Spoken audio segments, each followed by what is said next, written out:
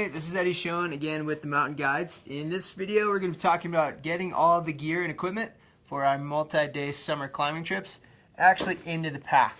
So there's two things really we want to consider when figuring out how to get it all in the pack. So one is accessibility. So we want things like our rain shells, maybe one warmer layer, snacks, water, things we're going to use on the hike in to be accessible and on the top of the pack. And then the other thing we want to consider is just how we actually fit things in, kind of the Tetris game. So the idea is kind of like sand and rocks or brick and mortar. So we want the bigger, bulkier things that are kind of rigid in shape to kind of go in, and then things that are kind of sand or fluid-like, such as our clothing, to fill in all those gaps. So the end result is a pack that looks nice and uniform, like a bag of sand, rather than looking like a sack of potatoes with little things bulging out and a lot of dead, unused space in there. First thing we're going to do is when you come to the gear check, we're going to give you a cam liner. And what we use this for is to keep the things that we definitely need to stay dry. And usually that's going to go towards the bottom, but given that we have a few things I know that we're not going to use on the approach end, such as our climbing harness, that can go straight into the bottom. Also, most likely things like our gloves. If we're worried and it's a little cold, we can leave the thinner pair maybe out, and we'll put those in the brain of the pack. So then we're going to take our garbage bag here, and this is going to serve as a waterproof lining in the pack. So go ahead and get that bag in there. I like to kind of wrap the edges around the pack. The first thing I tend to put in is going to be my sleeping bag. And I'm going to keep this also in its own stuff sack because that's going to make a nice pillow when we're in the tents and at camp. I'm going to go ahead and stuff that in there. Right next to the sleeping bag, we can put in our sleeping pad. And now I'm going to start thinking about clothing. And so I'm going to pull off all of the things that I'm going to wear in. For midsummer, when it's dry and warm, we're going to be probably hiking in shorts, my sun hoodie, also my footwear, and one pair of socks. Additionally, my sun hat, and maybe my buff, sunglasses. These things are all going to be probably on me leaving the car.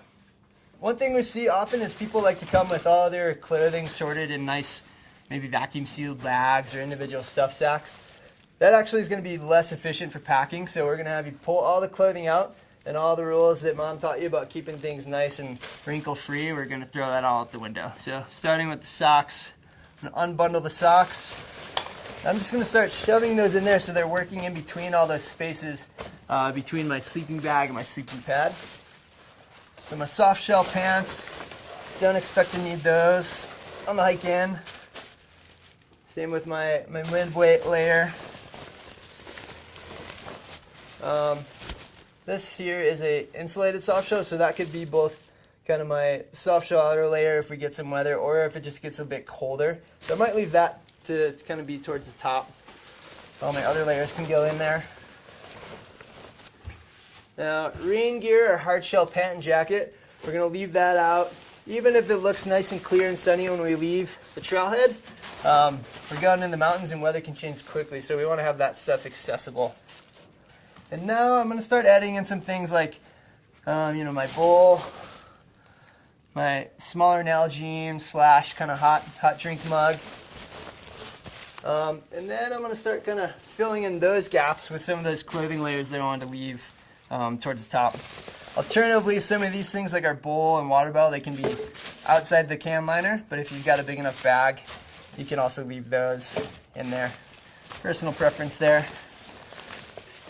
Now, rain pants, probably not too likely to need those. The rain shell I'm going to leave towards the top. Now let's talk about some of these smaller items. So all of my little miscellaneous items, I like to keep in just one little personal pouch here. I might often put my spoon in there. The more you have all the stuff in one place, the easier it is to find when you need it. Anything that's in a Ziploc, like the bug net here, I'm going to squeeze all the air out.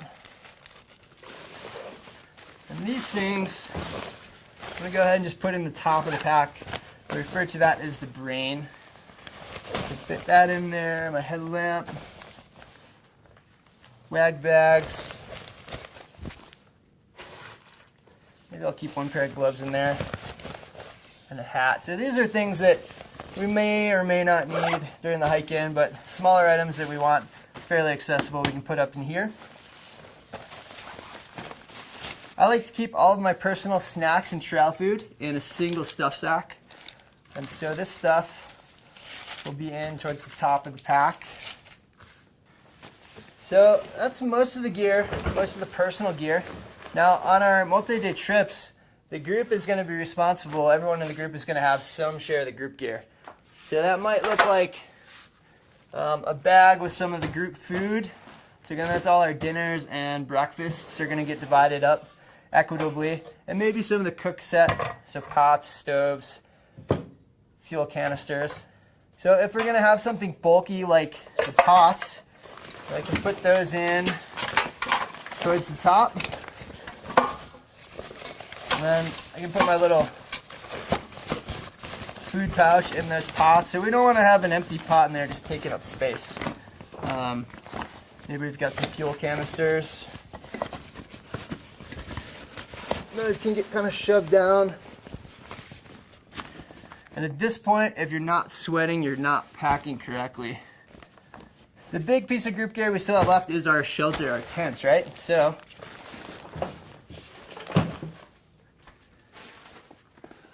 most of the time we're going to be sharing our tent with at least one other person. So ideally with a 2-person tent team. The tent really has 3 pieces. We have our body, our poles, and the tent fly. So the best way to divvy it up is someone can take the body, which is a bit heavier, and then the other person takes the poles and the tent fly. Let's see if we can get this tent body in the pack.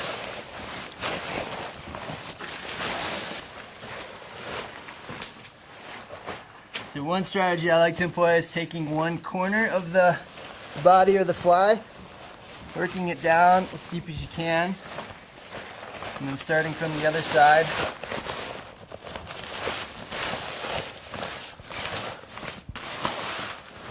I can pretty much guarantee you there's more room in the pack than you think. And right on top, we still got our cookware pots, our snacks, and finally we can add in any layers that we want accessible. The water.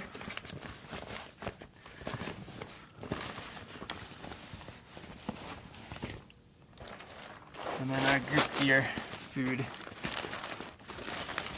And a good climbing pack should have an adjustable brain on it. And there we go.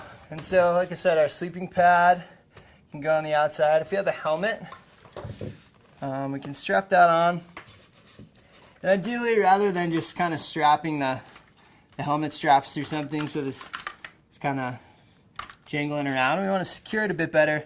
And also, it's good to put it on the side of the pack because when we stop to take breaks and we put our packs down, we've strapped the helmet to the front. We're likely to crush the helmet and possibly damage it. So if you have sort of the lightweight helmet, like a lot of people have nowadays, you can usually get the strap through those vents. So one note here, this is a 50-liter pack, and this is really pretty much pushing the limit of it. We would definitely encourage more of a 60 to 70-liter range for most of our overnight trips. Other than these few big items that wouldn't really fit in the pack, we don't want a bunch of things clipped and dangling off the pack. It doesn't look good. They get caught on things. We want you all to look good so we look good walking out there in the woods. So let's go ahead and put the sleeping pad on.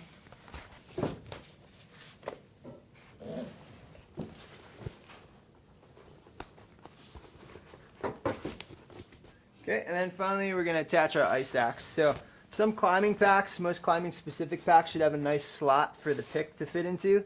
If you don't have this, you'll likely have just a little loop of webbing. And the way we're going to attach the axe is just to slide the shaft of the axe down through that webbing and then flip it straight up. What we don't want is any twisting or trying to tighten up the webbing. You'll actually end up just losing the axe at the bottom if you do that. But this one's nice and easy.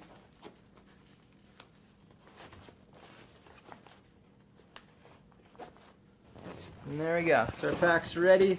Notice it's looking pretty uniformly packed and smooth, no bulges, stands upright pretty well on its own.